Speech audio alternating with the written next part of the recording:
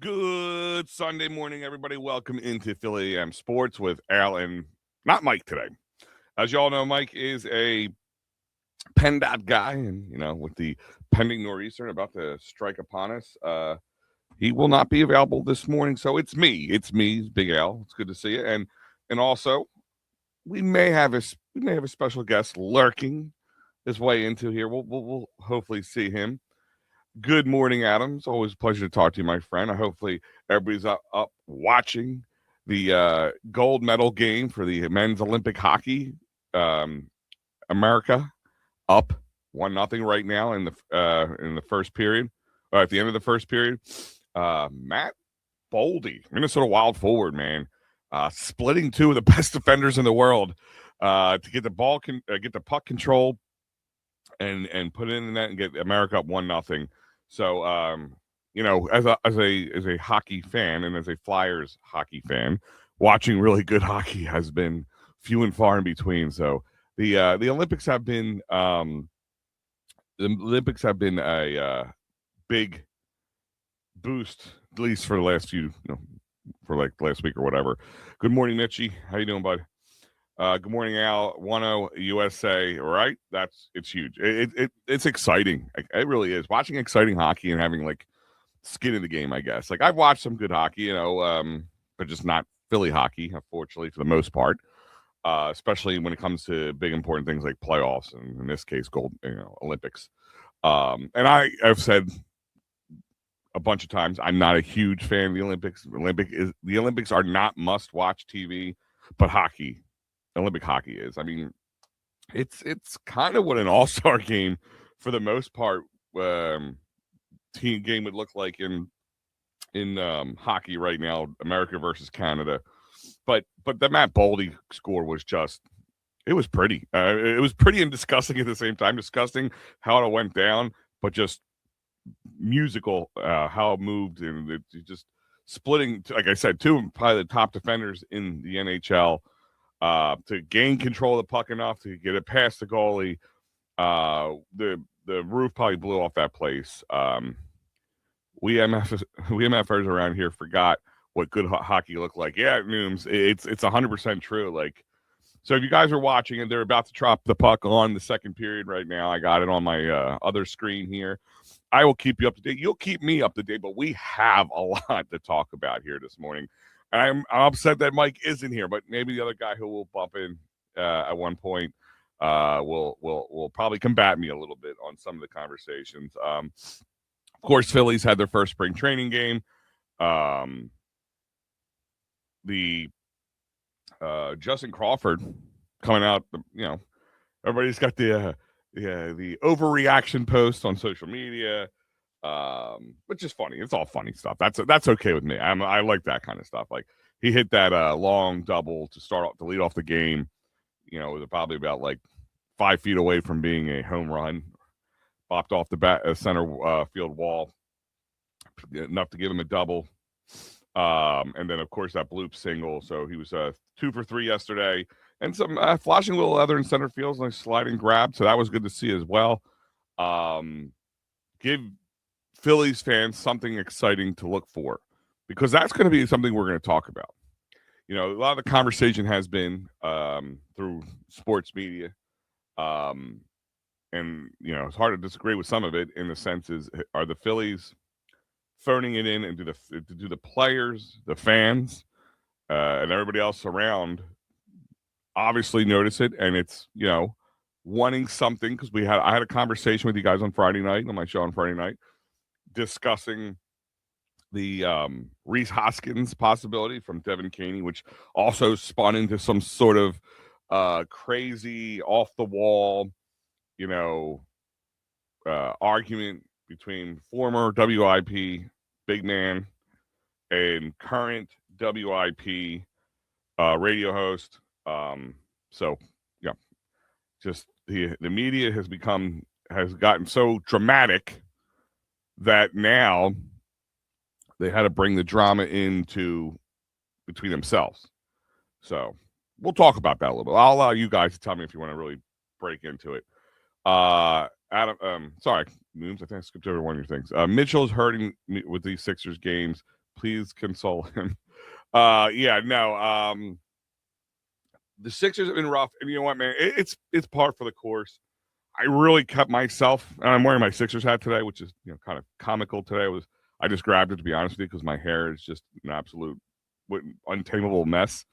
So I had to put a hat on this morning, or you guys be looking at I'd be like 2 feet taller right now. But these Sixers games, it's kind of par for the course right now. I try not to buy into the fool's gold that Embiid looked better. And that's some of the conversation we're going to talk about a little bit today. That Embiid, isn't taking things serious, and maybe it's because they didn't take him serious when he told them to spend more money. And I'm not going to defend what he said was right or wrong, but I can also understand, being a management guy, not putting all my eggs in a basket this season just because you had some success without him. Season was over. We lost first spring training game. Yeah, that was another one that people's because we lost. You don't take wins and losses from spring training games. It's like taking wins and losses from any preseason or exhibition games. They're learning. Starting pitching goes 2 innings, especially in the first set of games. But that's what I love. You don't look at the win loss. You look at the box score, how guys. And don't forget, you might be getting hits off of guys who'll never see the lick of time in the majors this year, outside of somebody has an injury and they need to step up. Is that your pump take of the day, Adam? Yeah, right. Phillies looked good. Listen, there's a lot of good to take from them. I don't know if you guys saw the other social media stuff. What's his name? Bo Bichette, not looking great in it defensively. Guys, nobody looks like they do February 20, or hopefully they don't look as they do on February 22nd as they do, April 1st and May 1st and into the summertime. So I don't think to worry about Bo Bichette.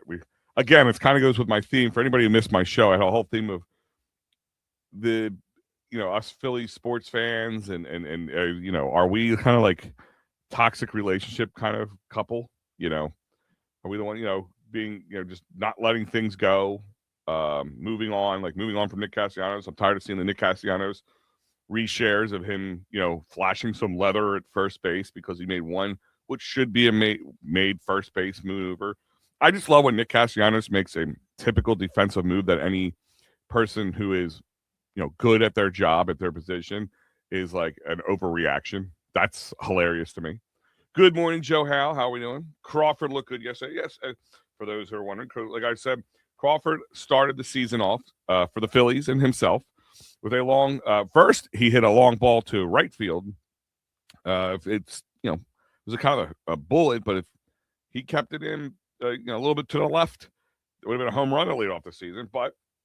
And I'm okay with that. I don't need another home run hitter, especially a guy like him. If he can hit consistently, we talking about the 2-hole for that, man. That'd be interesting. We'll see. A long double to lead off the game to center field, banking off the center field wall. Give him a stand-up double. He also had that bloop single in the fifth, kind of off the shortstop, playing deep in for the Blue Jays on that one. But like I said, some big defensive plays, 2 for 3 yesterday. During his interview, he jokingly said he needs to hit the gym a little bit just because he missed the home run by that much. So it's good to see that he's comfortable up there. He's having fun. I guess it's easy to have fun in your first game when he went 2 for 3 and he looked pretty solid. Let's see what happens when he has a little cold streak, as the pitching kind of ramps up for people. Day to day, Cassie will be a grind, but in totality, he was every bit as involved in this team's great moments compilation as everyone else. And that's true. And that's my thing is I had to preface this with the whole Nick Castellanos thing. And I kind of use the A.J. Brown thing, but I'm not comparing the two in the sense that I think Nick's a very good player, but I don't think he is, A.J. Brown is worth every cent that we pay him. You know what I mean? He's worth every cent that he gets paid. He earns. I don't think anybody's argued that A.J. Brown is overpaid, right? But you could argue Nick Castellanos was overpaid, right? And I think most people, even Nooms, who obviously defending him in this situation, he agrees that he's part of it. And there's moments he carried the team. I think it was at 2023 when they were, or 2024, I forget, when they were struggling, and he had a really bad beginning of the season, and then he turned it on, and everybody else kind of got cold. So there has been moments, some big moments in the playoffs where this team was struggling. Even last year, he did get one of the few hits that the Phillies piled up, I should say, jokingly, in the postseason. Of course, the blunder on the base pass, a whole different story. It's the personality. Again, not comparing him and A.J. Brown. Both are diva-esque personalities. I think we can all agree that. And when you're winning and when you're doing consistently good, you're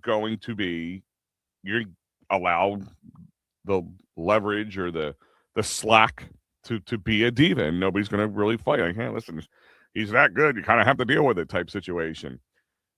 Nick Castellanos was cold at times, and his diva became, I think, just wearing on people, and it's not worth the $20 million headache that he became.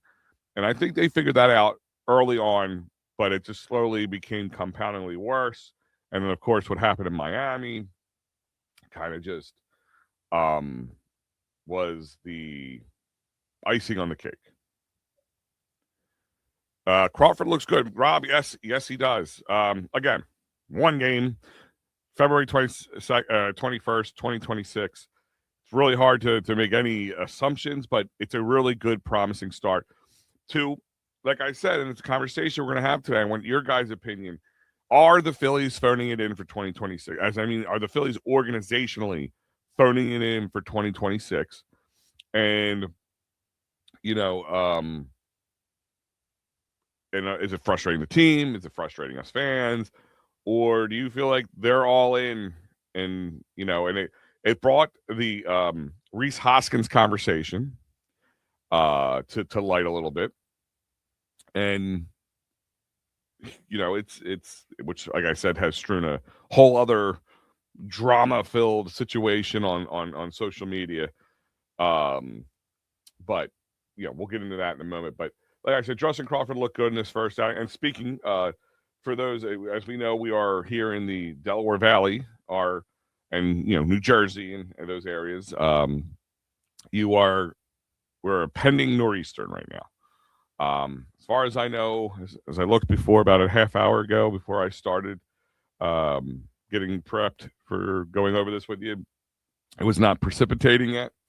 I heard it, according to what I saw last night, the morning into the early afternoon might be nothing to rain, and then the snow hits. And just be careful, everybody. I always tell you that. If you're over the age of 40, if you can get somebody else to do it, it's very stressful on the chest and the heart. Not just you're hurting your back or your shoulders. I'm talking cardiac issues, and it's very common for people when snow is heavy and coming down hard. I'm never going to let go of storing Crawford in a cold AAA storage last year, but I would also be lying if Ben Revere wasn't in the back of my head. Listen, it's funny, and if he has success, are you going to hear people talking about trading him like Don Brown, which I was one of those people. And I guess in hindsight, I was correct. When guys have early success and they look really, really good early on, is it sustainable?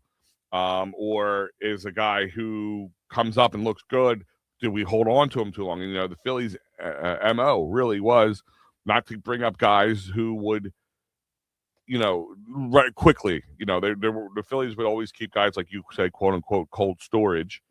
Is it just the right amount of seasoning? It's like a good piece of barbecue meat. Over seasoning it or under seasoning it, it's never good either way. You have to season it just right. We'll never know those answers because you can't go back in time and let them come up a year earlier and see if it makes a difference. And you can't let them sit down another 2 years and see if that makes a difference. But the point is if he can come up and him and Andrew Painter can take the right steps forward and be productive and bring that energy, the youth, to the team, Nooms, I think is what we could ask for right now, right? And again, I think this is why people, especially in the clubhouse, and listen, guys like Bryce Harper would be upset. They're not getting younger. Every year that passes is another year off of them. Okay. So crossing your fingers for 2026 to just move into 2027. And as we know, lockout could be looming. So that puts another year on there. So that's a whole different ball of wax. And just for those of you to know, the lineup is set for today already. Right now, this is your, I call it your big boy lineup right now for the most part. Trey Turner is leading off, and he'll be your shortstop today. Kyle Schwarber in DH will be in number 2. Bryce Harper will be be your 3-hole hitter at first base. Alec Boehm is our 4-hole hitter. I know it is a February 22nd lineup, but it just irks my soul. Brandon Marshall will be the 5-hole in left field. JT will be in the 6-hole. Of course, catching. Bryson Stott, 7 with at second base. Right fielder Brian De La Cruz will be playing today. And center fielder Johan Rojas. Yeah. So that is your lineup today. 105 first pitch and NBC Sports. So if, kind of just not going anywhere today, if you want to get warmed up, a little spring training baseball goes a long way. Al, hey, Al, I thought it was weird seeing Don Mattingly in the Phillies bench yesterday. Could he be the Phil's next skip? I have to believe that he's there as a backup if it needs to get to that point. And that's another reason I think the Phillies could be seemingly feeling that this is a dialed in, year. So, Don Mattingly's here, so you're not believing in Tomper to do it. So you have your backup, your break in case of emergency, kind of our backup quarterback scenario in Philly. So could he? Sure. Is it a long term with Don Mattingly? Probably not. Unless he has some kind of Tomper type success where he's flailing, they let him go in May or June. They bring in Don Mattingly, and then they just go on a tear. You know what I mean? And that's how old is Don Mattingly now? I mean, that's a question to be had as all on its own. But could he? Sure. Wouldn't put it past him. Cassidy definitely overpaid. Yeah, listen, they overpaid him. That's why they got him. He didn't want to come here originally, and then I don't take that as a slight. Some people take that as fans, he didn't want to be in Philly. I don't understand why. I understand why. It's a hard market to break into because if you don't have success, you are going to be crucified. And some people don't have the wherewithal for that. Looks like Canada will be on the power play here. So we'll keep an eye on that. But, Cassie was overpaid. This is why I said the Padres thing is a win-win it's a windfall for him and the Padres. Of course, the Padres are only paying him league minimum. We're on the hook for the other $19 million. That's a big reason why. You have a guy who he's on a contract year, and he's going to get paid. He's going to want to get paid, and it's going to be really hard for anybody to swallow a $20 million more a year contract on him. So most likely he wouldn't be getting that outside of him just going on some sort of tear for the season and showing that he's not a locker room problem, getting a fresh start. And of course the market, the San Diego market is much more befitting of Nick Castellanos than the Philadelphia market. Let's just be honest. Now, it might be tougher for him to get his son out there because it's all the way across the country because they live in Florida, close to Miami, and he's going to be in San Diego. So I don't know how much they're going to be having Liam in the background as we did. And, part of that was a bit of the issues that, according to the article that was written. But, gives Cassie a chance to revamp him from a baseball player as well as a personality way and show that, he isn't what it was painted him to be. The big problem for homeowners over the next 3 weeks, hydrostatic water pressure from underground. It gets too warm, and after all the snow, luckily I have a sump pump escape box. Yeah, no, that's going to be a big problem if you don't, if you're below level and all that stuff. Trust me, I had that in my house when we had so much rain. I heard my sump pump going off and I run into my basement. I'm like, nothing coming up, but there's so much water, dinging into the ground, and then all that raining or melting at the same time. Because we had this a few years ago when we had, good amount of snow after each other, piling up on top of each other, and then we had like a 50-degree day of rain. Like, so we had warm rain coming down, and between all the rain pouring down and the snow melting at the same time, the water seeped into the ground, but it had to go somewhere. So unfortunately, it goes to the lowest point, and your sump pump was it. So hey, I was glad it was doing its job. But yeah, no, it's something that people don't have to worry about. Noom's absolutely correct. March '93 wrecked my parents' finished basement. Yep, I remember that. Actually, that's why my parents got new drywall instead of the old paneling, because of '93. Not covered by insurance without a rider. Yep. So it's 5-on-3 right now for the next 10 seconds.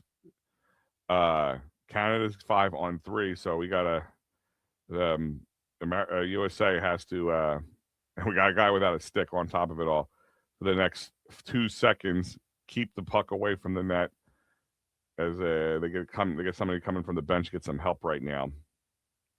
So if America can escape this power play, that would be amazing. Another 15 seconds on that one. So it'll be interesting to see how this plays out.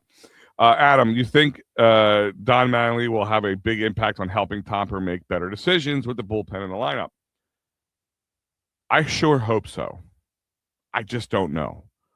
Is Don Mattingly has the clout? Sure. Is that what he's here for? Sure. Is that, is that something that Dombrowski could have talked to him about? Like, listen, Tom, you're doing a lot of good stuff, but we got to go back in a little old school lineup. Well, today's lineup doesn't make me feel like Don Mattingly's having any say on any of this stuff.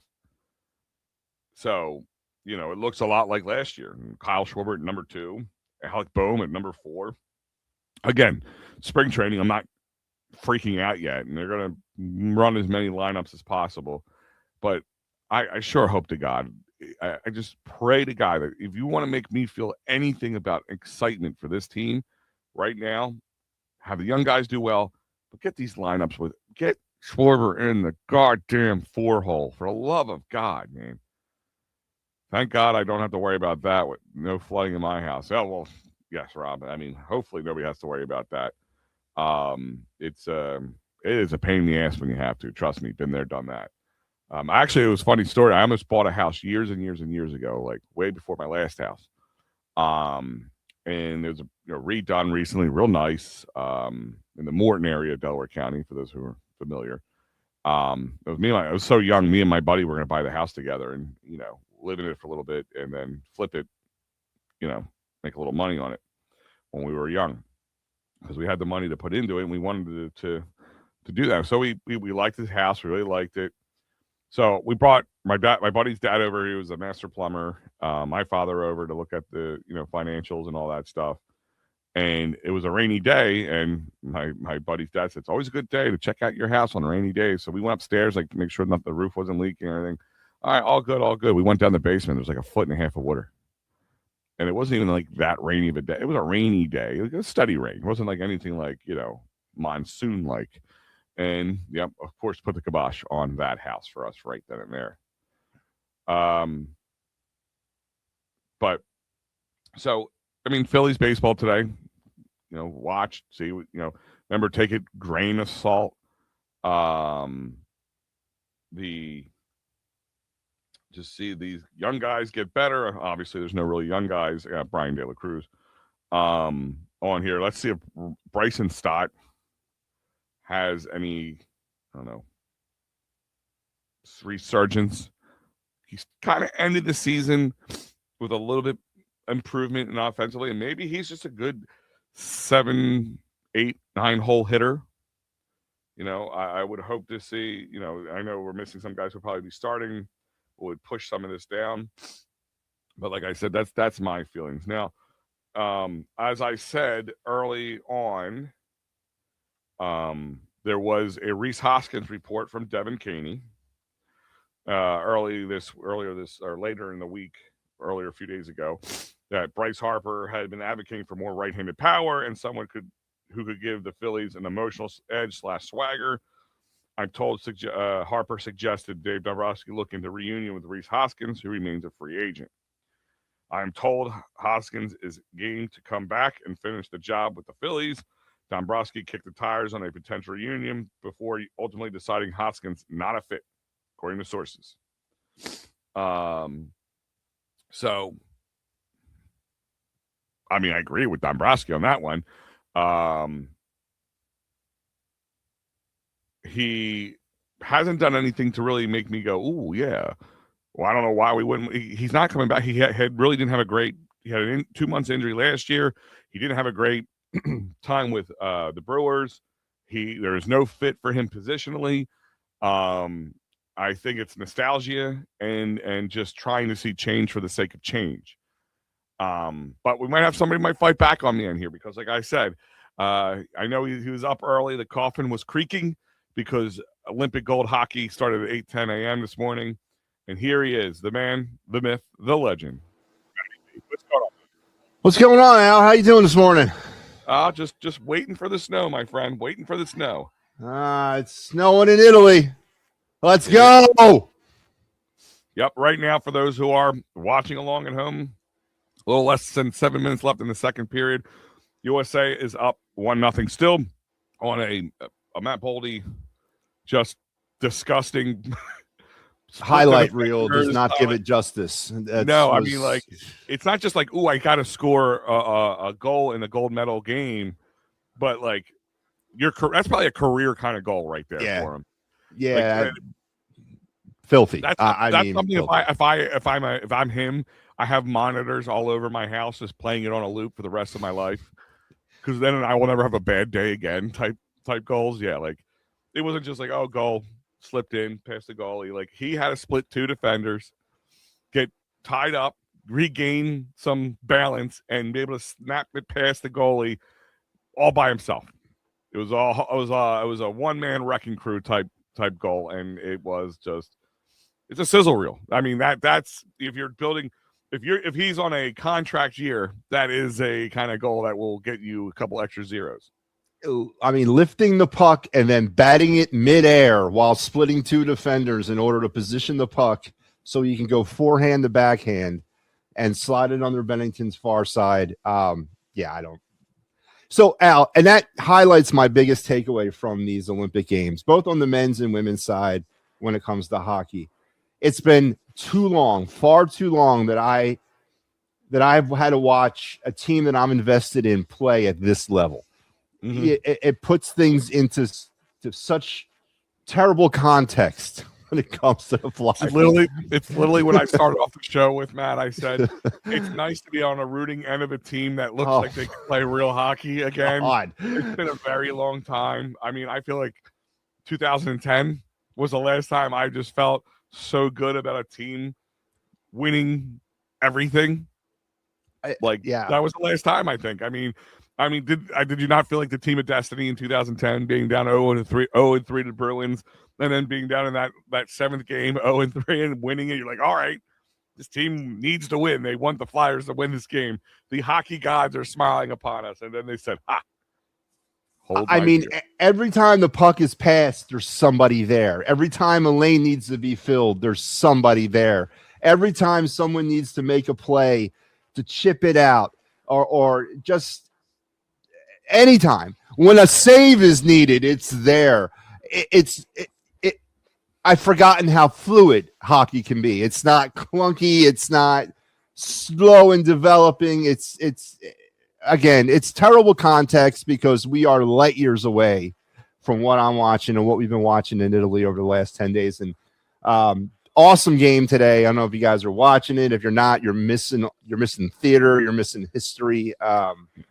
Win, or draws, liking of hockey at all, even a casual hockey fan, or casual sports fan, you will enjoy this game. And you know what? The Olympic break being right now during what would be considered the All-Star break is great because Team Canada, Team USA is pretty much what an All-Star game would look like at this point. Like, but playing for real hockey, like real stakes. All-Star games could be like, fluff for lack of better words. Well, we got one good thing happening for the USA. Travis Sanheim plays defense for Team Canada. So come on, let's go. Let's go.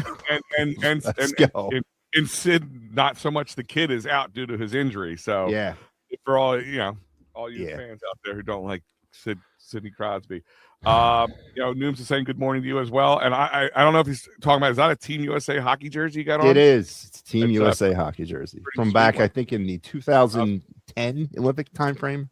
Yeah, no, that's a throwback. Good morning from Rob. As you were jumping on, I don't know if you're listening, but we were talking a little bit about, I brought it up during my show on Friday because I thought it was asinine. But the Reese Hoskins report from Devin Caney, and that possibly Harper was asking for him because he wanted a right-handed bat with possible pop and some swagger or energy or whatever you want to call it in the locker room. I have just poo-pooed the crap out of it, and it's nothing against Mr. Hoskins at all. Thank you for your service and your time. But he did not leave the Milwaukee Brewers with like these amazing numbers or even average good numbers. Nobody's picking him up at this point. I don't think it's because he's asking for too much. And according to this report, he'd be on board. I think he'd be on board for employment at this point. What are your thoughts, Matty B? Oh, well, let's look at the first impediment here. Where the hell's he playing? I mean, where are you putting him? I heard people even say third base. What, huh? I said because he was so good at first. Well, that's my thing is, I mean, defensively, no matter what, he is a problem. But I said Alec Boehm is a better third base defender by far. I'm a better third base defender. Yeah. And he's probably less streaky of a hitter. I mean, if you ever noticed, like when Alec Boehm goes on a cold streak, or Nick Castellanos did, or anybody on this team won a cold streak, what was the dividing line? Are you as cold streaky as Reese Hoskins was? Like, he was the Mendoza line of cold streak. So I don't understand how, and I was kind of going on Twitter back and forth with people. I know you saw some of it, and I just asked, why are we so excited in this nostalgia of bringing back Reese Hoskins?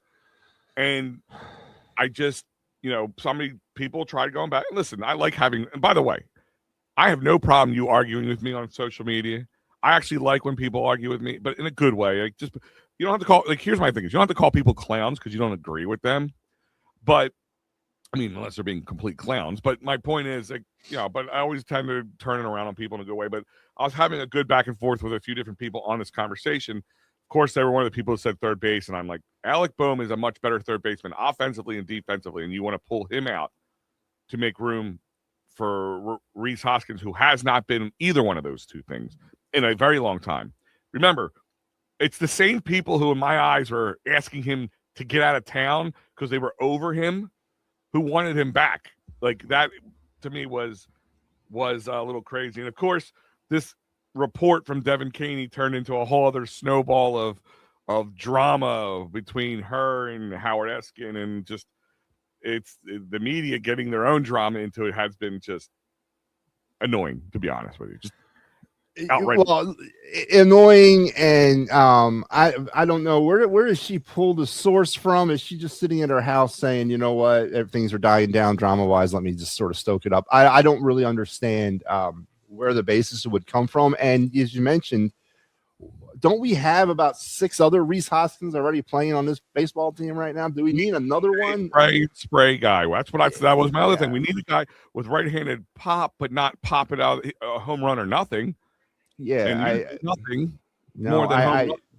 No, and he's 3 years removed from being here, and Milwaukee didn't offer him another contract. So, yeah, no, I don't get it either. I don't understand the nostalgia value about Reese Hoskins. Is it because he, the way he went out, they want to give him an opportunity? His wife bought us beers during the playoffs at one time. Is that the reason? Maybe that's the key there. Listen, and I'm not defending Devin Caney in any which way, but I feel like all reporters outside of it, according to sources, when was the last time like you really saw somebody with anything of real importance or something we didn't already know, not actually tag a source in it or mention a source in it? Oh, Dave Dombrowski said he's not going to re-sign Reese Hoskins, according to Dave Dombrowski, and he had an interview, and we all heard it. That's my point. It's like, I'm not defending her, but that's everybody. Yeah. That's everybody. And, of course, Howard's blowback on it was also asinine because I've heard him say the same thing numerous times, according to sources, but not king on sources, but they all do it. It's not just him. They all do it. I couldn't tell you the last time that there was a real big piece of information that somebody put out and they actually tagged their source in it or said their source's name in it and they could back it up. You know what I mean? Like, even like take the Nick Castellanos situation. When they wrote that article, he wrote that the handwritten note that he took pictures of and put on Instagram, which I thought was hilarious. Like, that's Nick Castellanos in a nutshell. Like, it's like, you want your $100? That's fine. You're getting it in pennies. Yeah. You know, like, that's kind of like how that was to me. Like, good point. You're going to get your money I owe you, but it's you're getting it all in pennies. But Rob doesn't believe Hoskins has come back, neither do, I guess, me or Matt. Reese Hoskins has no lateral twitch to play third base. He has no lateral twitch to play any major league defense. Yeah. Like, and unfortunately, when you signed Kyle Schwarber, and this was I had a list of reasons to not sign Kyle Schwarber. And it was pretty close on why to and not to resign. But one of my big things was clogging up that DH. So you can't give Bryce Harper a rest as much as you would want to. You can't give JT a rest and let him still hit as much as you would want to.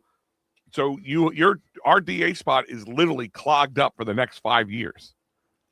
So a guy like him would not. There's another reason they wouldn't fit.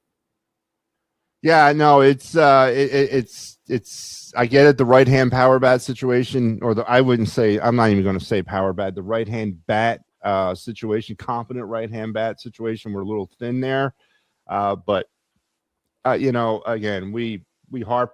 Oh, Jesus, 1-1. I'll see right behind you. So this just happened. Yeah. All right. We're gonna go minute 44 seconds left in the second. Canada just tied the game up, and the Go Canada is ensuing through the arena right now in Italy. Yeah, one goal. It's not going to. I mean, it's going to take more than one. I firmly. This is anyway. So yeah, I don't get I get the want for another bat on the right hand side, but I think it's. Listen, I'm not disagreeing with the fact that this Phillies team needs another bat, another right-handed pop. I think they know that. I think Dombrowski knows that. I think Tomper knows that. I think as well as the team. So it like taking Devin Caney's report on the nose, if it's all 100% true, that I could see it listen, to come up with a quick idea makes sense. He's available. He'd be inexpensive. But other than that, there makes no sense to bring Reese Hoskins back. He's a good guy in the locker room. Like, he would be the anti-Nick Castellanos in this sense. Like, he wouldn't be full of himself and a diva-esque type person. And does that, if this report is 100% true, Matty B, does that show more credence that this team was a little over Nick Castellanos from a player standpoint? If you want to bring a guy in like him? Yeah, well, I don't need that report to tell me that. We talked about this, I think, a little bit last week, or I don't know. Let's talk to you at some point, and just the lukewarm, like, yeah, hey, didn't work out. He's gonna go off to San Diego. We wish him all the video on my last, not this Friday, Friday before. And he's just like, well, yeah, he was part of the important parts here, and he'll be missed. Yeah. And, good luck.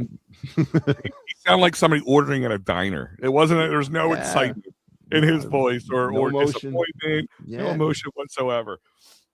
But no, I don't need the Reese Hoskins stuff to tell me that. Now, what I do find it interesting is that it's the way it's sourced is that Bryce Harper is apparently the spearhead around trying to bring back Reese Hoskins, or in some way he's the vocal point or whatever. He started it, or he's allegedly clamoring to management. That's the most interesting part of this story that I'm going to take from, because obviously the relationship between Bryce Harper and Dave Dombrowski is somewhat on rocky ground. And, now does he still feel entitled enough? Does he feel like maybe Dombrowski owes him one? Hey, man, not for nothing, but elite. Give me my damn player. So I don't know. That's the more important thing. Was it another thing where the source took it out of context? Yeah. Was Schwarber going, or not Schwarber, Harbor going, Dave, we need some right-handed pop here. Like, I don't care if you to bring Reese Hoskins back, God damn it, do something. Like was it kind of like in jest too? A little bit? God only knows. Like, he goes, whatever we have to do, I don't care, make it happen. But that could also have been taken out of context, and that's the problem. Per source, per the guy who mops up the floor at the night overheard a conversation between Dombrowski and Harper. You know what I mean? Yeah. But whatever. And it's not going to happen, and it shouldn't happen. And if it does happen, I think that's a telltale sign that this team is cooked for 2026. Like, they feel that there's no chance, because that's like, that's a Pittsburgh Pirates, Miami Marlins, Colorado Rockies type move. Bring back a guy that you had some minor success with in the past, a little nostalgia, make the fans happy, put a couple butts in the seats for a couple weeks, and that's it. Now, if Hoskins is still looming out there around the trade deadline, and you can get him for the league minimum, and you need something, maybe you look at that. But to build a nucleus, Say Garcia gets injured, and you need to move Bryce out to right field and bring him in the first base. It's a possibility, and things are getting chippy between USA and Canada right now, for those who are watching, as we go into the third, maybe final period of the gold medal. So we'll see how that plays out. So stick with us. We'll be with you until the to the end of the show. So I'm sure that hockey game will not be over by then. But we had a chance there at the end of the period. Somebody hit right off the inside of the crossbar. Had Bennington leaning, and it went up and just climbed off that crossbar. Yeah, I like watching. Like, I always wondered. Like, no, I guess Canada and USA. That's not much of a language barrier, but like when they're playing Slovakia or they're playing whatever these other teams. Do the refs have to be bilingual? Because like what about they're like giving a guy a penalty and explaining to him why he can't understand them, or do they have to wait till the translator comes in the penalty box and talks to them? That's a good point. I think majority of them, you have to kind of know the primary language. But I'll give you a story as an official. I've officiated teams from Canada, from the Quebec area, who speak French, but they can also speak English, but they won't speak. They'll speak French on the bench to each other, and the team will speak French back and forth because they want to talk smack, and they want to go back and forth with ideas, because I can't understand what the hell they're saying. I go back to the classic Seinfeld episode with they bring George's dad. Lane brings George's dad to the nail salon. The Korean, Korean's nail salon. Yeah, it's the same idea. It is, but I think they need to understand what the primary language of whoever's on there. But yeah, I've never actually run into a situation like, as I said, you'll get a lot of guys fainting, huh, what, and then they'll start having a conversation with each other in English. I'll be, come on, man, you know what I'm saying, all right? So it's all big game, but no, great game. Second period intermission, 1-1. Strap on for the final 20 minutes of this one. No, it's gonna be fun. Like, listen, guys, that's what I'm saying. And Matt said, like, we have stake in a good hockey game with good hockey players, where it's going to come down to exciting. You don't feel like you're going to get overwhelmed at one point, and it's going to be a bare knuckle fight the whole way through for the next period at least. And then when it's over, we're back to the Flyers. We're back to beer league. So real quick, because I didn't get your chance to discuss this before we move on to more conversation. Justin Crawford, 104 mile per hour double off the center field wall. Almost had a home run before that, just a little off. Also had a bloop single off the bouncing off the shortstop at the making it 2 for 3 on it yesterday. Plus a little defensive leather thrown around. I know it's February 21st, and I'm not getting overly excited. But I guess if you want to take any promising notes, what are your feels on Justin Crawford so far?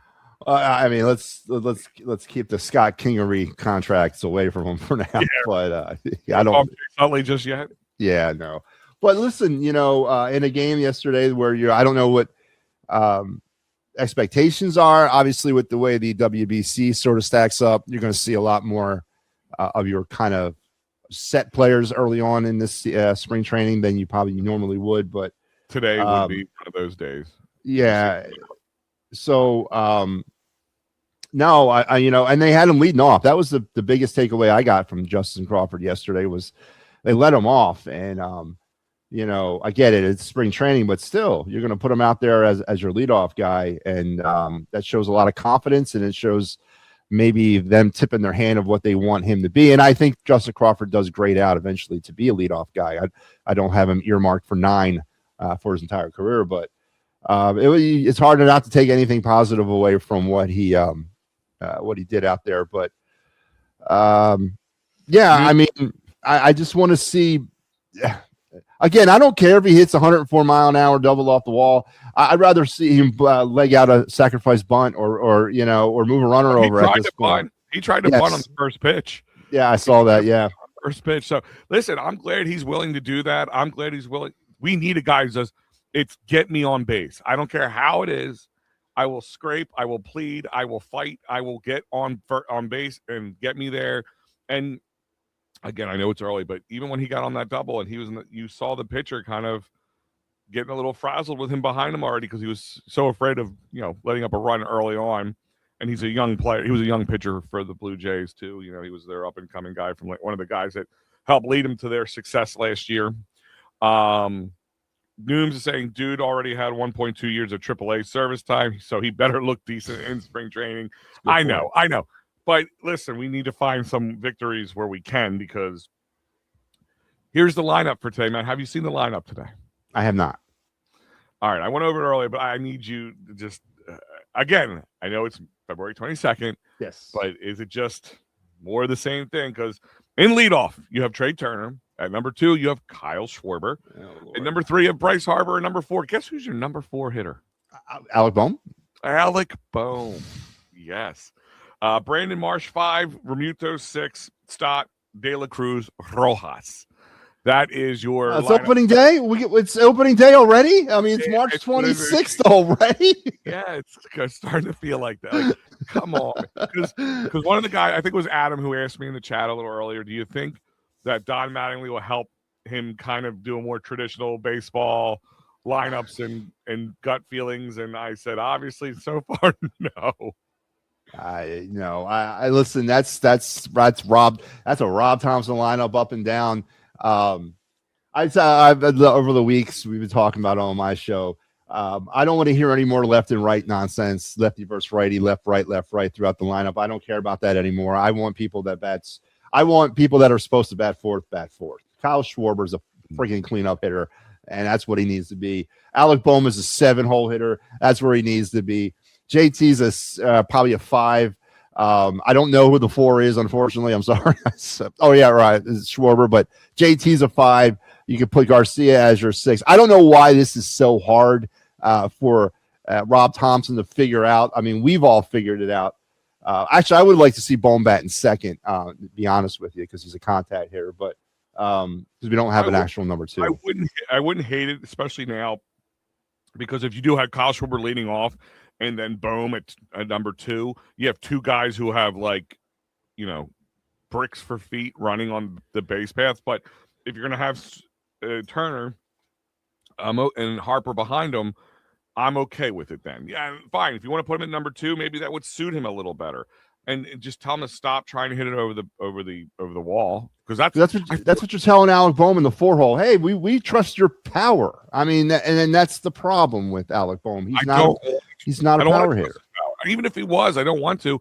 He is the best, runners on scoring position, hit batting average and all that.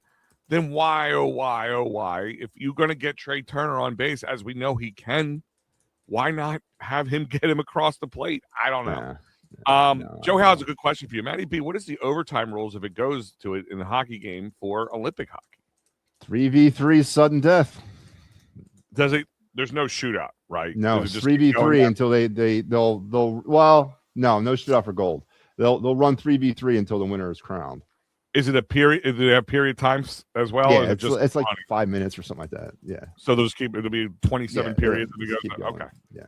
Gotcha. And that's a problem. We can't get the 3v3 against Canada. We gotta win this in regulation. I don't feel good about having to skate against McDavid, Celebrini, and company 3v3 in overtime. I don't feel comfortable with that. We got to win this thing in regulation. So I need to see the U.S. They were back on their heels a little bit in that period.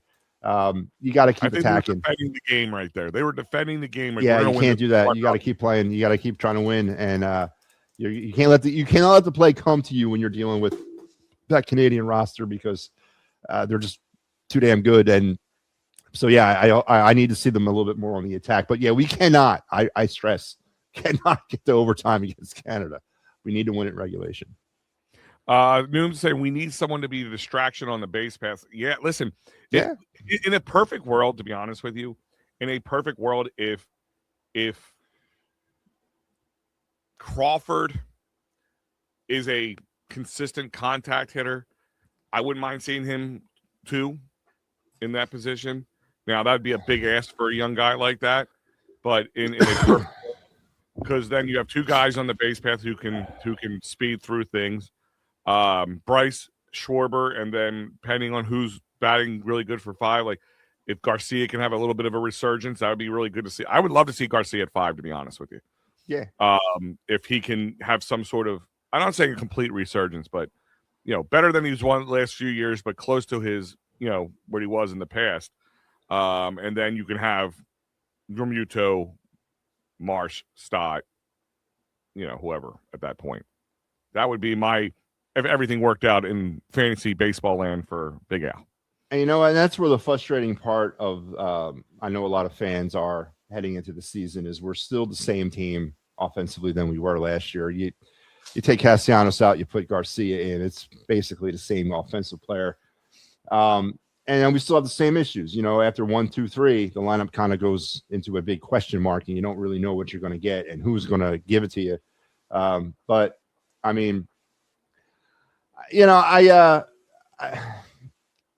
I've said this heading into the season, I'm not necessarily down on the offseason. They actually did what I wanted them to do, was infuse some youth into this lineup. You got, say, Crawford. I know the Painter thing, but you're not going to see him in a Phillies uniform probably until about midsummer at the soonest. But Kemp, Crawford, I do like seeing those guys get in more of an active role in this offense, and just to provide some sort of switch up to the way that pitchers are going to have to approach this lineup. And because right now it's the same, and I don't know how much more blueprint we can throw down out there to all these major league teams about how to beat us, especially in October. But again, I'm not as frustrated as a lot of people are about the way the offseason played out. I wanted to see the infusion of some of this young talent get an opportunity to play. And with that comes a certain level of patience that you have to sort of go through. But, when it comes to lineup construction, we can, Topper is still the wild card, and same with the bullpen, right? I mean, Duran's going to be the closer, and that's great. But does everybody else have roles, or is it just another mismatch up till you get to Duran? And that don't work for me if that's the case, because I want roles for everybody out there. But so again, Topper's the big wild card in this, and that's why Don Mattingly's here, not to assist or help Topper, 100%, but to take over for him when the thing blows up. So that's like people have been saying about Sean Mannion. Is he the breaking case of glass? Future. Yeah. Head coach of the Eagles when Nick Sirianni S's the bed finally. This is a little bit more of a probably closer breaking case of glass moment than probably that one is, but not too far off the beaten path. Adam, Maddie, and the rest of the free world are not happy to see Bohm in the 4-hole. Just let's just say that. No, because again, it's like Bryson Stott. And Orion Kirkering. So Bryson Stott, Alec Bohm, and Orion Kirkering are the 3 players who I think are really good baseball players. But for some odd reason, this organization, this regime, this manager wants to continuously move them around the lineup, never give them any place to feel comfortable at, or move them around the pen, never give them a place to plant roots down. Bryson Stott is a bottom of the lineup guy, period. That's what he is. And it's not, that's not negative about him. That's where he's suited. He's not a leadoff guy. He's not a 5-hole guy. He's a 7, 8 guy. And that's okay. Alec Bohm, same thing, 7-8 guy. Let these guys get comfortable to what God put them on the planet Earth to do and bat where they're supposed to bat. Kirkering needs to come out of the back end of the bullpen. Rather, if you don't want to hand it over to him as a closer until you feel comfortable, fine. But he should be your 8th inning guy. And at the very least, at 7th, he should never show up in a baseball game before the 7th inning, ever. And the 7th inning is I'm real hesitant to put him in there. He's an 8th inning power pitcher, and let him unlock that. Let him get comfortable in that role. So maybe he gets more confidence in throwing some of those 4-seamers down and not relying on heavy, high heat. Listen, I'm telling you, and I've said it with Kirkering, he's a closer, probably not with this organization, but somewhere along the line, someone's going to teach him how to be a closer. And Stott and Bohm will probably go down in history as untapped talent. They'll go somewhere else. They'll find that niche in that lineup, and they'll be competent, serviceable baseball players, but not here because we're moving people around the lineup. We're, hey, Stott, you went 8 for 8 this week. Guess what? You're going to lead off today. No, leave him where he's at. I don't understand that. That's a panic move. Like, that's like, I don't want to say I don't know what I'm doing, but like, we need to find something. So I'm just going to keep shuffling the deck and seeing what happens. You know what I mean? Like, if you keep drawing cards, you think you're going to get blackjack. No, you're going to bust most of the time. Like, and Nooms with the comment of the day: if lineup management was a bathroom Olympics, Topper would be peeing with a hard on and missing the can. He's not wrong.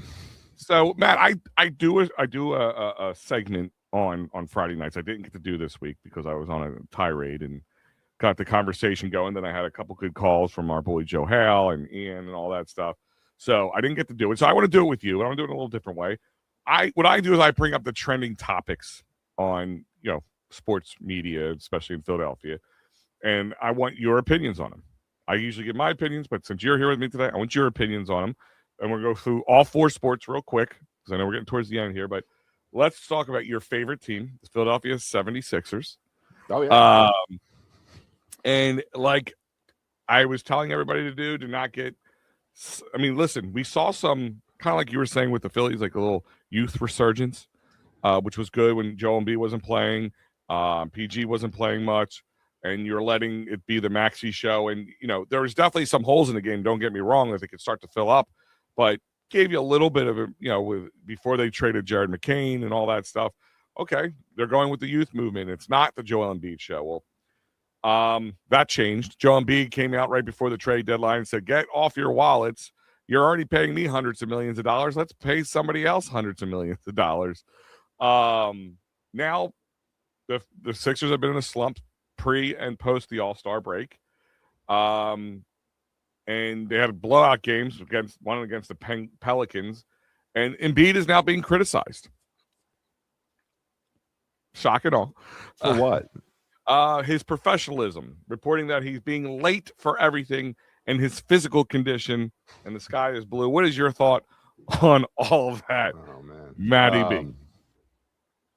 I know a lot of people heading into – I'm not going to sit here and pretend to know a damn thing anymore about the Sixers. The minute Ben Simmons passed up that layup in the playoffs, I checked the hell out, and I haven't checked back in since. But I'm not going to sit here and pretend that I know what's going on, but I'm obviously paying attention a little bit. But, it's an obvious move to punt for the future when they went ahead and just accumulated assets at the trade deadline instead of players. I'm not saying it's a bad situation, but it's funny that people went into the season with this attitude of, wow, I'm just going to take it game by game. I mean, this is a team that allegedly was a championship contender 2 years ago, and now we're making excuses for them. I want to take it day by day and game by game. Obviously, Joel Embiid is beyond his shelf life and well beyond his shelf life, and they're stuck with him. But I honestly believe this is a situation where they're punting on the season with these assets, and I think Morey's going to make it. I would not be surprised if both Embiid and George are not Sixers next year. I think he's going to try to do something this summer and completely pull. And completely try to pull both of them out of there and just stack up with young players. Now I know they're going to have to pick up a big give Morey kind of like a cookie if he somehow pulls that off. Yeah, sure. Whatever. Yeah. Saying, like, if you can pull off those two contracts and get rid of them, got to give guy a little credit somewhere. I mean, listen, in all the Morey annoyance, I mean, from a drafting standpoint, he's done a pretty decent job. You know, he brought in Maxey when people looked past him. He got Jerry McCain here and was able to get some good assets for him as well.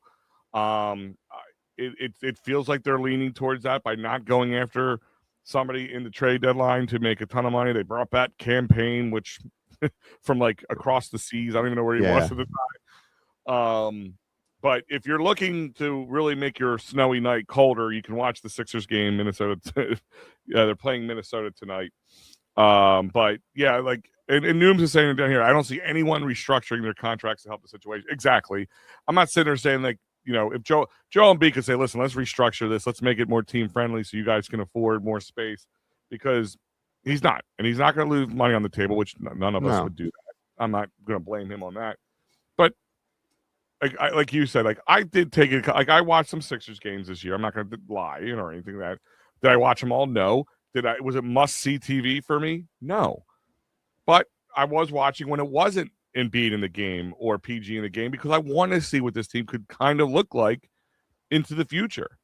And, you know, we saw that. And then, okay, Embiid came back and had a handful of games.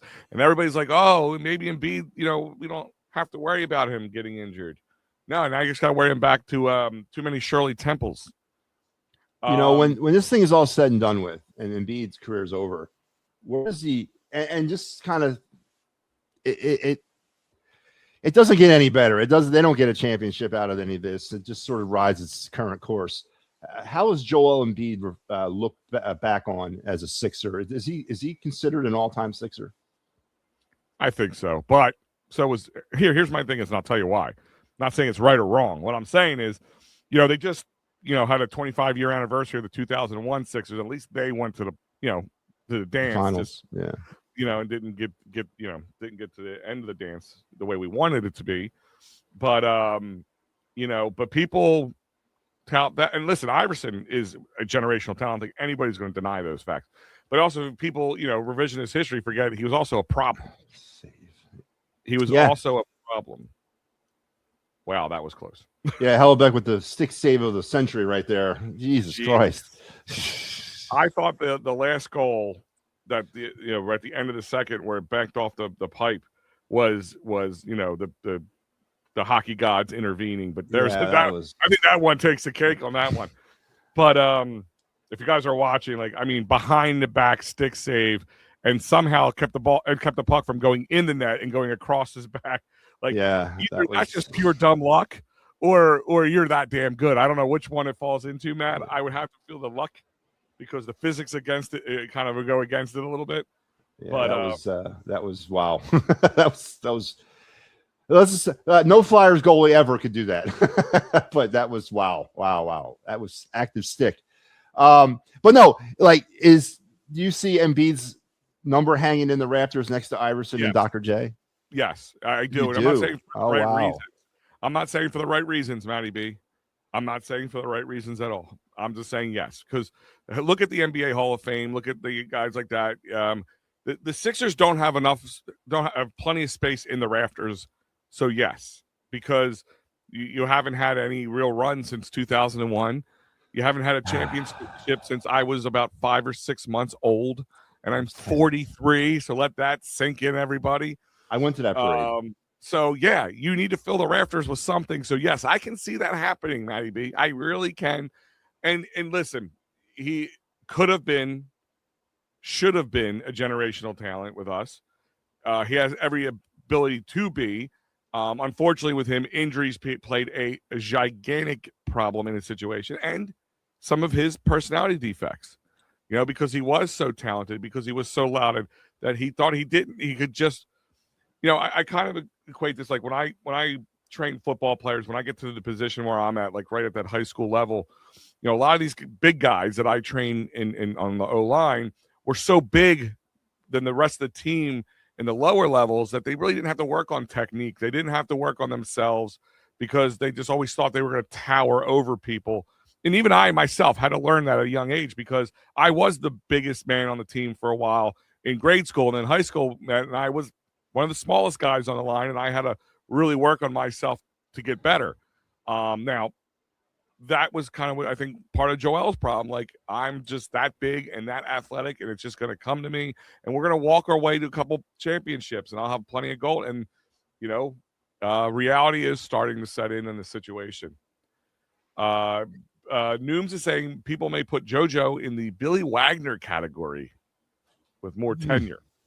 Yeah, I think that's a good way of putting it. Like, just having a really good player. Yeah, could he be up there with, Bryce Harper-esque if Harper never wins a championship type situation? I mean, at least again, Harper went to a dance, just never finished the dance. Yeah. So it's always going to be a little bit step but lower. Joel never got out of the second round. That's what I'm saying. Like, it's below that. So I don't know how you tier this, but because of his abilities, because of what they tell him, he will hang in the rafters because the Sixers will, because it's the wrong thing to do. But that's why it'll happen. Does that make sense? Good morning, Michael P. Oh, nice save. Yeah, you're about 3 seconds ahead of me. Oh, man. That is, I hope my son is watching this right now because he's very much into hockey, and this is amazing hockey right here. What is more impressive than movies robbery versus the Wild a few years back? Well, no, because Hellerbeck didn't have to go all the way back across the crease, but it was hell of impressive at this level, at this type of game, to have that kind of a stick of what. Yeah, no, it again. He had to pop a shoulder, I think. Yeah, I think again. Shoulder to get to that one. This one. I go back to the opening statement. To be this invested in a team that can play like this has been an amazing gift, and I don't want to see this end. I want to keep. Can we play another week of this? Because I don't want to go back to okay, Mitchkov got to get off the ice after a 3-second shift because he's tired. I don't want to go back to that, and to see from just all levels, all positions, Hellerbuck, and then he comes up huge on the stop there. Denying Celebrini on the breakaway. Denying of all people. Celebrini, by the way. Of all people. So, no, this all right, here's a good point, and not to exactly what Nooms is saying to answer your question. Lindros and skating with his head down is a perfect example. Is Embiid the Lindros of the Sixers?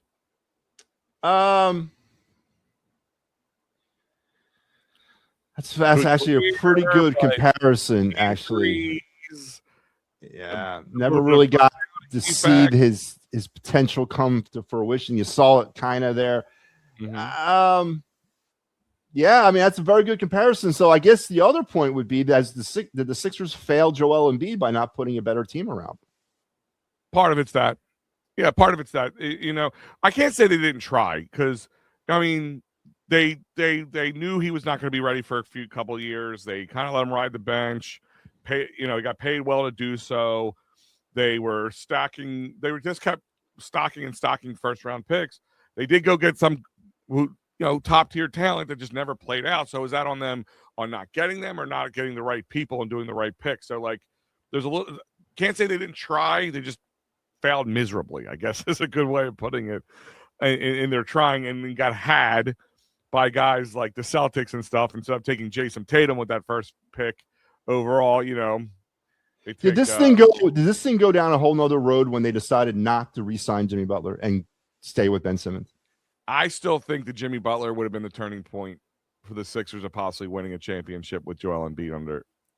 I think there is like, you ever see the meme where the guy has there's 2 buttons to choose? Yeah, trade Ben, trade Jimmy, or let Jimmy, and it's like he's sweating, and obviously they pressed the wrong button.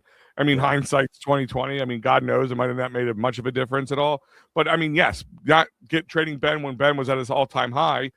Ben Simmons is almost like a Don Brown type situation. Had some success early on, and then just never could get right, and they just kept trying to. They just didn't get rid of him when they should have got rid of him. Like a little bit of a close comparison, not the exact comparison, but. Is Mitchkov that much out of shape that he hasn't been, or has it been exaggerated? Listen, the head coach has talked about it publicly multiple times. By the way, Rick Tockett's on the bench for Team Canada, and John Tortorella's on the bench for Team USA. That's a little interesting subplot there, but he's been public about it. He talked about it recently at the Flyers Carnival that I can't trust him. I can't trust Michkov to stay on the ice for lengthy periods of time, and I got to pull him off. I'm not going to say it's that exaggerated. I mean, reports are that he didn't touch the ice from the minute he stepped off last April until he got to training camp. And again, knowing Michkov's past about, his problems in the KHL, being suspended for conduct detrimental to the team, I'm not going to sit here and put it past Michkov that that's what he did. So, to me, where there's smoke, there's fire there. And then that's a character issue that goes deeper than X's and O's. And, again, this is just part of the problems that the Flyers have when it comes to their system right now. And Mitch, you already lost a guy who forced his way out. Which, goddamn, yeah, let's not Gargoche's tearing it up out in Anaheim. Yeah. I mean, good God, he's cutting our throats right now. Jesus Christ. And we got Jamie Drysdale, who's played better, but come on, man. We got taken in that deal. Well, we had to take what we could get, and that's I know. He held it. Listen, he held us at gunpoint, and he won. He got what he wanted. Top tier talent got what they wanted. And I don't blame Cutter for that, honestly, because I know where this came from. He did not want to go back to college for that second year. He thought he was ready to come to the pros after his first year of college hockey. He wanted to come, and the Flyers held him back, and he got pissed. I don't blame him for being mad. I don't want to play. I want to play pro. That's why I was drafted at 5-6 overall. Come on, I got my 1 year in. Now, was there some promises made? Hey, you play 1 year and we'll pull you. And then the Flyers reneged. I don't know all that, but I can understand why he was mad about that whole thing. He feels the Flyers did him dirty, and maybe they did. I don't know. Yeah, again, maybe they did. I think it's more than be a 30 for when he's retired of some sort. I hope so. I want to know. Yeah, one day I'll be sitting in the old folks home going, "Oh, so that's how it worked out." I'll be in my rocking chair going, "Oh, yes, that makes sense now."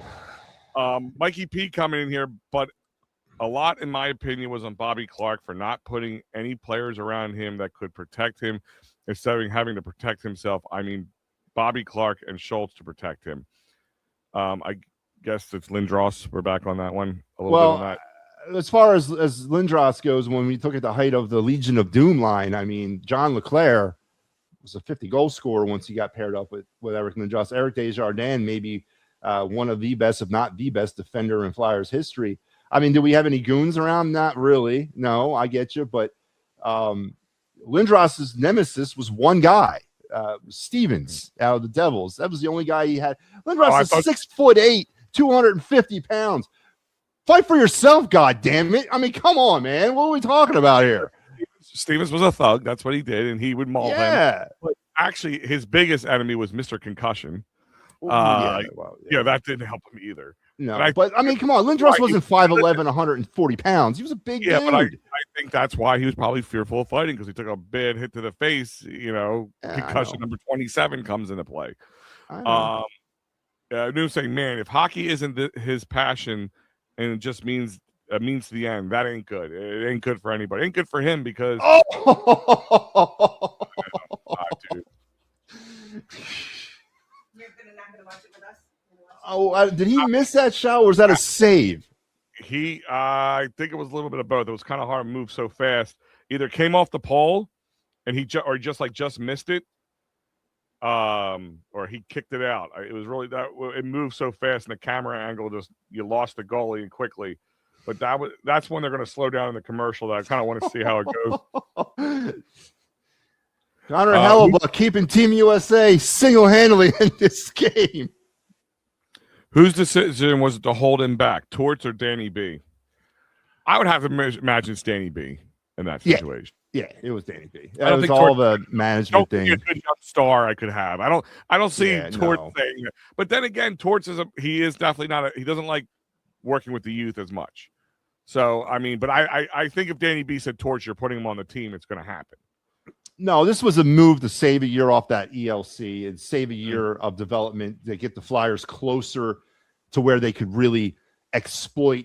I don't want to use the word exploit, but take advantage of Cutter Gauthier's talent. It was a complete management move to save a contract year. That's all that was. If that's the case, pure and simple. So yeah, but which of course is sort of contrary to bringing Mitchkov over a year earlier than he was supposed to come, because of I don't know if it was to get him out of Russia. Did that force his hand? Possibly. Did that force the hand of bringing him up early because they didn't have Cutter to work with? Yeah, in the Cutter situation. Yeah. I mean, it's been, and that's again when we look at the rebuild of this hockey team, and obviously as this game winds down now, we're faced more and more with the prospect of dealing with the Flyers. The drafting has not been good. Less than 9 minutes in the third right now for anybody who's watching at home. And Connor Hellebuck is keeping this team in it. Yeah. Canada's taking their chance. I'm telling you, the hockey gods they're going to get him with a pen. Oh, no. Too many men? No, they didn't call it good. Did they? No, good. It doesn't look like it. Good. All right. The drafting hasn't been good. Jet Lechenko's looking more and more like a bust. Get it out! I mean, it's a little early to call Lechenko a bust. Yeah, he's a bust. At 13 overall, and he can't get above the CHL level, he's a bust. I don't care what you say, he's a bust. At this point in his career, at the 13th overall pick, he should be entrenched at least in the AHL. And then I remember doing that draft together. I told you he was a second-round pick, and it was a reach at 13. Now Porter Martone's lighting it up at the NCAA level. We'll see where that goes, but he's also a winger. We have no centers. It's a mess. It's an absolute mess. Rob saying Embiid is not going to be in the rafters. I'm not saying he shouldn't or should or shouldn't. I'm saying he will be there because the Sixers will put him there. They need something to hang their hats on. They had fighters like Dan McGillis, Luke Richardson, and other dudes that could fight. He was during the Legion of Boom and all that stuff. I think they had guys around him. I think the Lindros had guys around him that they could have won with. It's not like they were dealing with it's not the 2001 Sixers where you had like Snow and all those guys are just shouldn't have been in there. It was an Allen Iverson and then drop off big time. I mean, I think they had some good teams around Lindros. I think Lindros couldn't get past the injury bug. And kind of fooled himself a little bit. Luchenko, and he was even kind of admitted it a little bit that, he wished things could have been a little different in his career. He could have handled things differently. Yeah, I mean, I know Lindros played in a different era.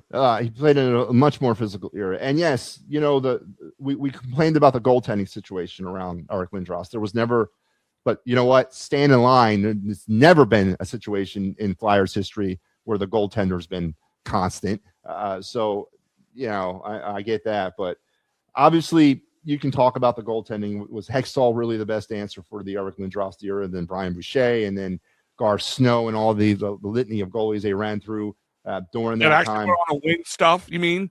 Guys who came, are we the kiss of death to goalies? Let's just call it what it's worth. Our goalies I don't want to go there. I don't want to go there. I don't care how much they're paying us. I have a theory. And it's that night that Pelle Lindbergh tragically lost his life.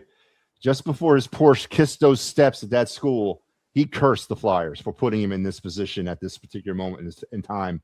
And I'm telling you, it's held up over the last 45 years. And it's just how many times that we talk about guys who are we thought were going to be good and maybe had a little success, and then they just didn't work out, so they moved on from them, and then they go and win championships somewhere else. Bombrowski. Even Anthony Stolarz is making a name for himself in Toronto these days. We're talking about bringing Alex Lyons back. That's what we're talking about right now. It's an upgrade. That's an upgrade. Yeah. We thought he would be barely a 3 goalie. Yeah. Or he's not even in the league anymore. But no, you're right. And I know that's why they're hesitant to kind of give up on Urson, but good God, man. Guy's got like an 8.57 save percentage, man. I'm not hesitant. No, neither am I. Mikey P saying, I said it many times, Flyers will not be relevant to 2030. I hope it's that early at this rate. In 96, we were a one-line team, but after that, I thought we did a decent job surrounding him, except in the crease. Yeah. Well, that's just, I think we should have a hockey show called Except in the Crease, where we just talk about Flyers history. Of bad goalies? Yeah, just talk about it. It'd be called, we'll just do a documentary called Except in the Crease. Like I mean, that's not a bad idea, because that's where you can kind of sum up sort of the Flyers' problems. They've had times where they've had really competent, good offensive pieces, defensive pieces, and they just did not have it between the pipes. And we could do like the meme, the Always Sunny meme, the Pepe Silva meme, where he has like the board with all the strings and everything. About you got Pelle Lindbergh in the middle, and then it's like just how it all played out. Can we just get one player from Team USA, just one player to come play for the Flyers? I don't care which one it is. I don't really care who. Hughes just took a stick to the face. Yeah, and we got a power play coming up here, so that's good. Oh, and it's a double minor. It's a 4-minute power play. Oh! So by the time this power play is over, that's 2 minutes 34 seconds left for at full strength, unless they commit a penalty. They hit Bennett with a double minor. That went right up in his chops, though. Do you see that in slow motion? I did see that. This is it. This is it. It's go time. Here we go. Panthers winning the cup with Bobrovsky and Stolars. Yep. Mm-hmm. Yeah. What? And back-to-back years, too, right? I mean, so. And it burns a lot, growing up, like, especially in 83. So by the time, my sports fandom, I say like 10 to 12 years old. So you're looking at like 95 and above. Baseball, like Phillies had 93, but after that, it was cold. The Eagles really had not much success during most of the 90s, especially the mid to late 90s. The Sixers, I don't think I have to say much about the Sixers. So what did I have? I had hockey. Yeah. And I had the 90s Flyer-style hockey that was just it was good, but not good enough. It was always really good, but not good enough. They would make the playoffs most of the time, and maybe make some hay, but just not enough to get over that hump. Would you want to go back to those days and trade this away for it because of the incompetence of the last? I don't know what's worse, teasing me or just letting me know that there's no chance. Like I don't know. Like it's like you're going to a bar and you're single and you're trying to pick up a girl. Is it better that she makes you buy her a bunch of drinks and then tell you at the end of the night to hit the bricks, or just tell you straight up, get out of my face, nerd? Like I don't know which one's worse. Go home and work on these issues and come back. Yeah, I don't know. You're right. That's a very good point. And I know that in the championship or bust mentality of the Matty B world, obviously this is what I mean, it's about championships, but it's also, there is a lot to be said about relevant play.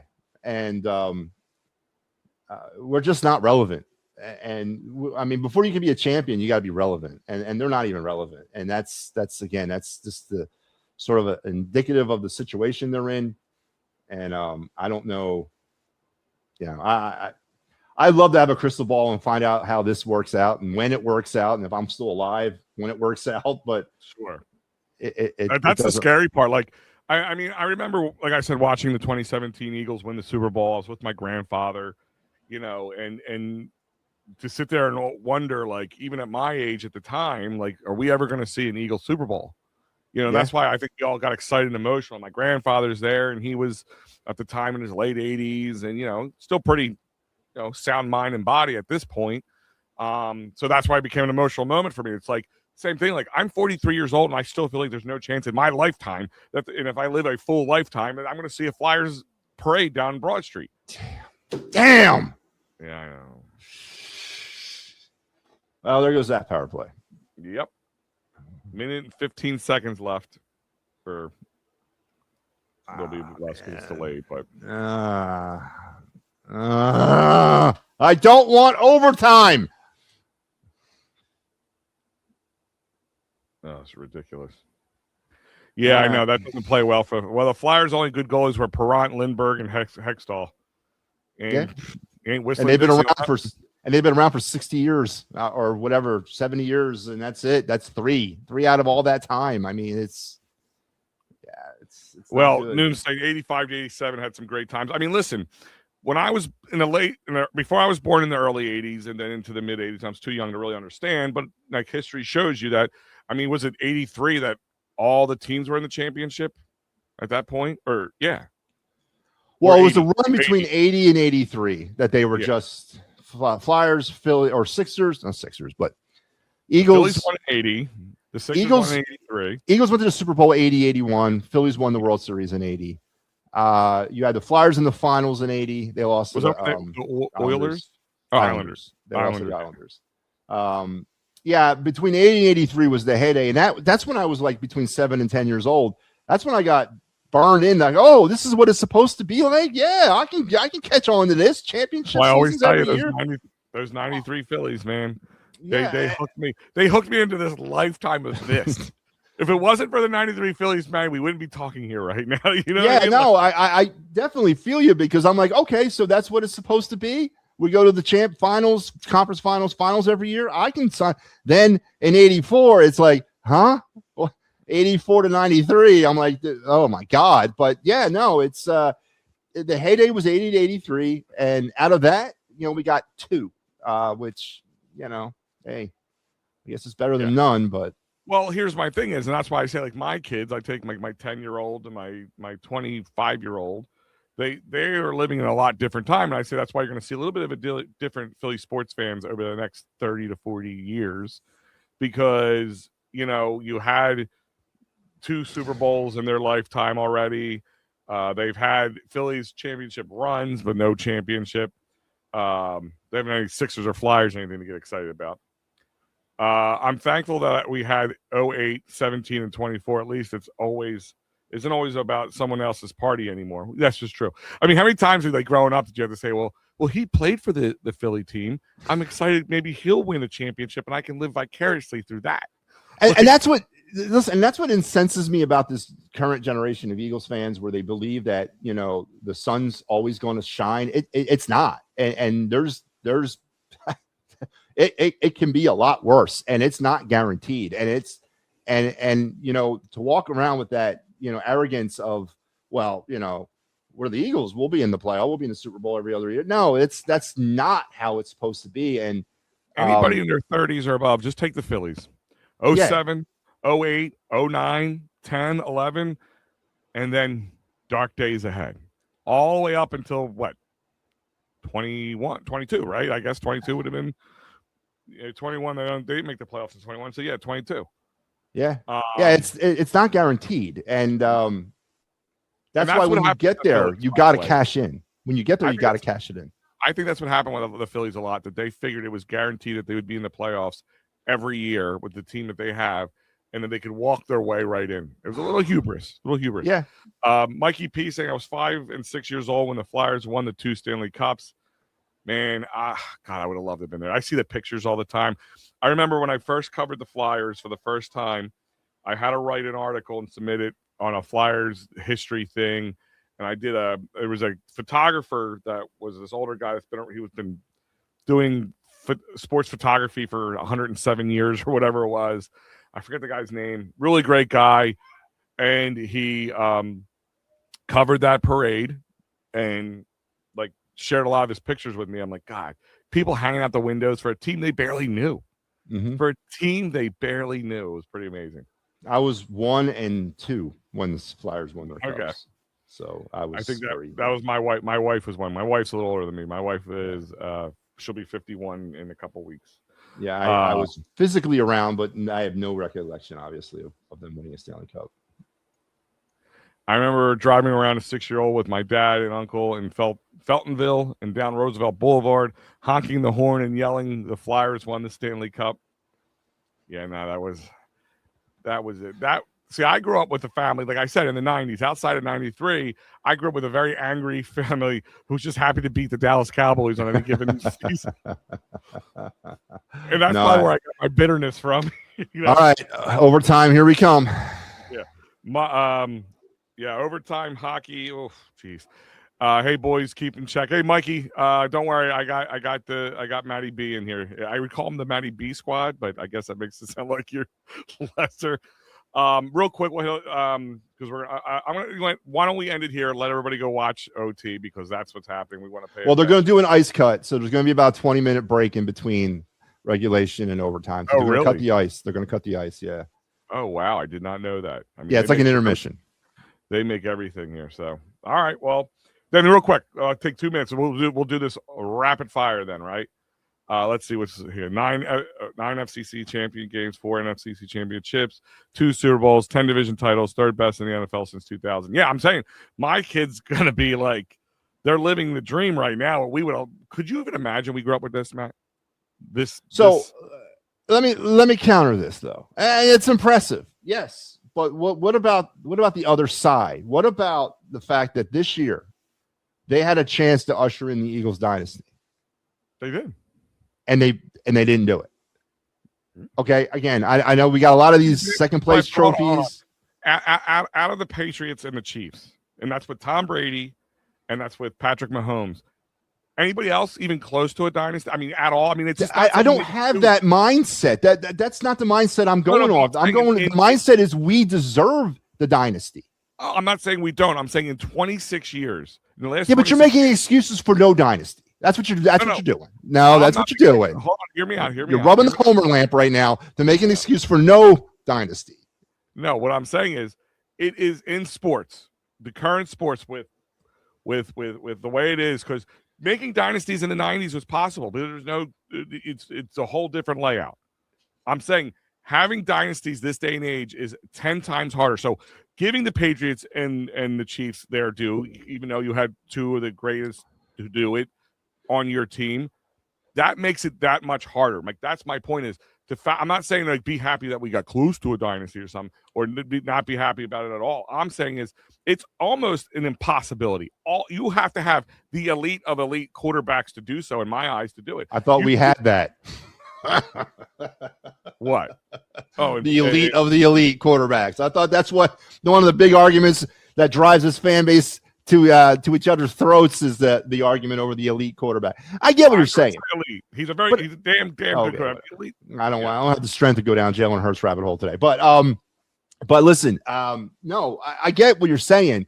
But my point is, it was laid out in front of them this year. And I'm not saying it's easy. It ain't easy. Watching that Super Bowl made me go, man, they could have been in this game. Oh, yeah. They would have won the Super Bowl because, listen, the Seahawks, in my eyes, were the Eagles of last year.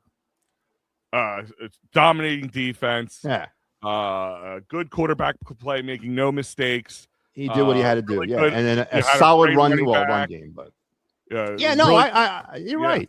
You're right. You're absolutely right. But again, we're not going to glaze over the fact that they missed an opportunity for a dynasty, except we're going to sit back on the 9 NFC championships or whatever, the NFC East titles and all that. But that's not what it's about. It's about Lombardies. We have 2. Steelers have 6. Patriots have 6. I mean, the Cowboys still have more. I get it. They haven't won one since I was in my young 20s, but they still have more than the Eagles. The Giants have more than the Eagles. The Redskins have more than the Eagles. Again, contextually, no. They have 2, and everybody else has got more. I don't care when they won them. They've still won more, and we had a chance. Count then? Do you want to go back to the 50s? Yeah. That wasn't a Super Bowl. It was championships. But the bottom line is we had the chance right in front of us to take what was ours, to give the fan base what they deserved. A valid way to be arrogant and say you're damn right, and you're now living in the Eagles dynasty. And they came up short on all levels, on every single level, from the roster construction to the execution on the field to the coaching. It all missed last year, and they wasted an opportunity. Let me ask you a question: if they won this coming season, yes, this upcoming season, if they win this upcoming season, they win the Super Bowl. Is that not a dynasty? I'm just asking. There's an argument to be made. There's an argument.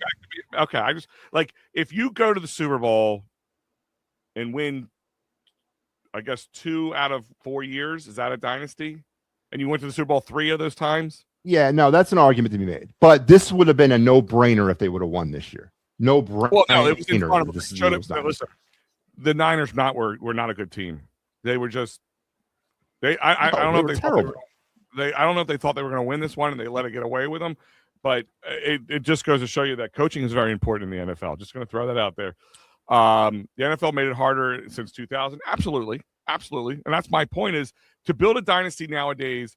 That's why it's hard for me to count anything before 2000 as what Pittsburgh had one since 2000, right? They only had the one Super Bowl. Giants had the two Super Bowls. Chiefs, and of course the Chiefs and Patriots had all their Super Bowls. They're all 7 of Tom Brady's were in since 2000. Yeah. So outside of Tom Brady and Patrick Mahomes, that's why he's saying third. So if I said to you, Matty B, in 1999 for the next, but the Giants have two as well in that time frame. That's what I said. Except we're the outside the Giants, we had two, they had two, and I think I'm trying to think, is there anybody else? Seattle this year would have mixed and two. Seattle has two. Yeah, 05. So I think it's Patriots, Chiefs, and then we're tied. I think at two. I think there's nobody with three that I can think of, right? No, I don't think there's anybody with three. Because that's it. So listen, 26 years, 6 of them were from the Patriots. That's 20 years left. The Chiefs had what? 4. Hold on. Yeah. 4. So now 16. we're all alone in third place in Super Bowl appearances since 2000. Yes, but again, I this is why I ask you. I know it's hindsight looking back, but if I said in 1999 that the Eagles would be for the next 23 years top 3 in overall success in the NFL, would you sign up for that? After what we went through in the before, depending on what you define as success, championship success, Lombardi's. Yeah. Well, yeah. I mean, top 3. If you're telling me that the top 3, in the top 3, and then you don't give the number out, and that number was 2. I mean, in its essence, I would sign up for that. Yes, but obviously, when you look at it now in reality, and they got 2. I mean, that's great. That's the first 2 we've ever won, and absolutely, but. If I said in the next, just like we're talking years, here, if I said we're talking 26 years, the Eagles will be 4 chances to win a Lombardi. They will be in 4 Super Bowls. But you're not going to give me the outcome. I'm not telling you how many you win. It could be the Buffalo Bills for you. Man, that's you have to be careful what you wish for there. I don't know if I can go 0-4. That would be terrible. No, you're right. That's a great point, but. Mikey, I get it. You got to get in there. But as I said, you got to. Look, 2 Super Bowls is great, and the proximity of the wins within the last 5, 6, 7 years. Yeah, it's awesome. But you left meat on the bone. You left meat on the bone in Super Bowl. What was the one they lost? 57. They lost that one, right? They lost 57. Yeah. All right. You left meat on the bone in 57. You left meat on the bone in 39. You know what I mean? You left meat on the bone, and there's no guarantee that you're going to go back every year and do this as we saw this year. There's no guarantee, no matter how much we want to will it into being. There's no guarantee. You got to take advantage of, just like we're about to hopefully take advantage of an opportunity to win a gold medal here coming into the next period. But you can't worry about tomorrow when you're in these moments. And I'm not saying that's what they were doing, but. I just don't think going into the season, Howie's plan was good. His free agent plan was terrible. He got 0 contributions from the class of 2025 in the draft. Nothing from those players, which really cost them in the depth issue. And then push a factor in the injuries. There was nobody to supplant them. It was just a bad plan. And then you had the issues with Patullo and Sirianni and allegedly Stoutland. It was just it just wasn't what I expected the defending Super Bowl champions to come out of the gate and that goes to back my problem where I said it was hubris a little bit. They won that championship and they said, well, we can let a guy try his first time around with the OC. Yeah. We have a great offense. Even though it didn't work just 2 years ago. We did that and it didn't work. Don't ask me why. But I'm going to push back on this one, Mikey, and I'm going to ask you why. And let me ask you the same question, Matt. If the Eagles win the Super Bowl next season, say goodbye to OC Mannion, and we're still stuck with buffoon, is that a problem? I'm okay with that. No, it's not. It is a problem. I'm okay with that. Because if we win the Super Bowl next year, you're looking at. I could stand on that sideline and be the head coach because I'm not involved in anything. Hey, Sean Mannion, you run the offense. Vic, you run the defense. I'm going to sit here and yell at the fans. And then I'm going to get all the praise when we win. And then when I get the heat when we lose, I'll deflect it. I'll deflect it off and come up with some get you catchphrases and parables and stuff. No, of course it's a problem because he is like, I like to look at Sirianni as the world's greatest welfare recipient right now. He ain't doing nothing, yet he's getting all this reward when they win. His contributions to this football team are minimum and at some points costly to the team. Of course it's a problem. It's a sick cycle. It's an absolute sick cycle if we keep winning and this guy keeps his job. This guy, again, Al, I would have more confidence looking up and seeing friggin' Phil Stifle standing in the middle of the sideline than I do looking at Nick Sirianni. No offense to Phil, wherever you are in the world. I would have more confidence in that than seeing Sirianni. Of course it's a problem, Al. But you're not answering my question.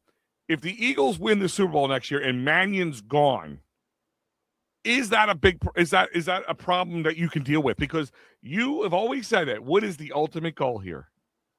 Yeah, winning championships. Then what is the problem? Everybody's upset. We can go back and win in 27?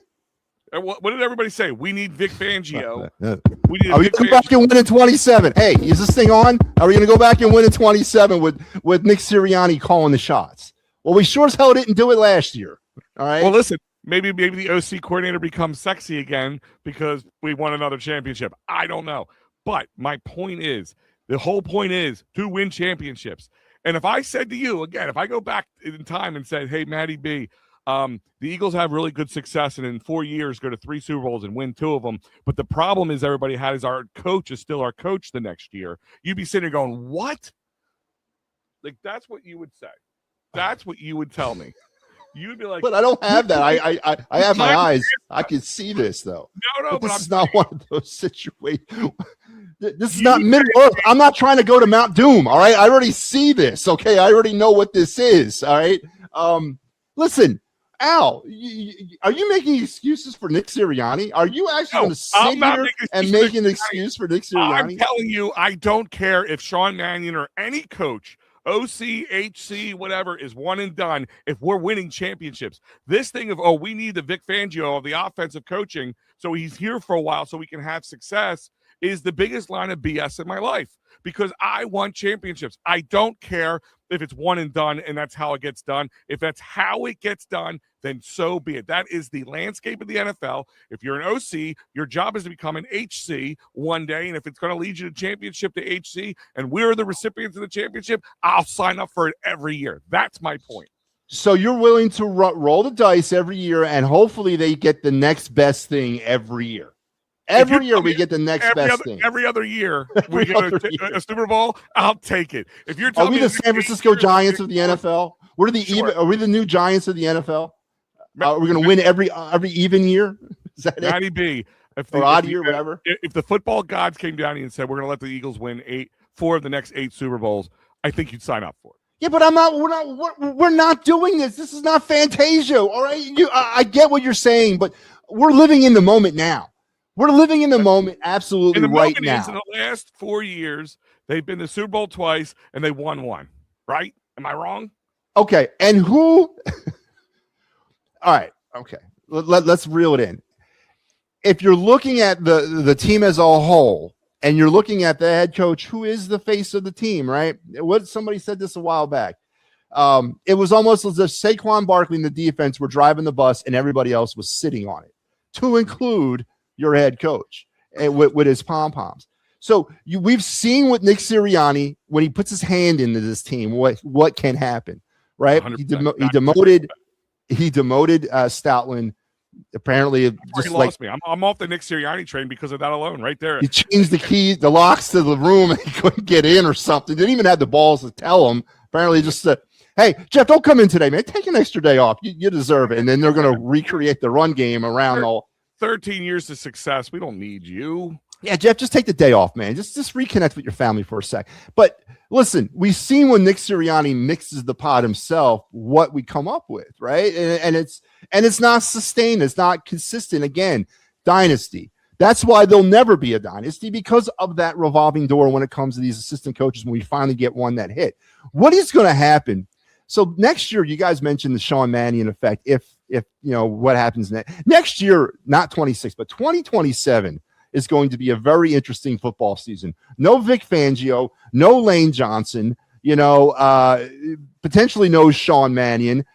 What is it? Then you're going to have, Laughing Boy on the sidelines. And what's he going to all of a sudden morph into Vince Lombardi and run it all himself? So again, we're constantly rolling the dice. Is that what a dynasty team does? Or does a dynasty team have a strong structure, a strong leader in the front, and says, you know what? I'm the head coach, blah, blah, blah. I got it. You're the next greatest thing. But if you fail, I can step in at any moment and at least hold down the fort until something else happens. We don't have that in him. He's a goddamn caricature. He's not even a real person. I don't even think he's a real person, honestly. I think he's like an AI simulation by some camera that shoots down. He's Howie Roseman's robot. I don't know. Yeah, maybe he's a cyborg from the future sent to kill John Connor. I don't know, but he's not a real person, man. All right, and I have no faith or confidence in him. I don't think anybody. I don't care if you're the biggest Nick Sirianni apologist or you hate him the most.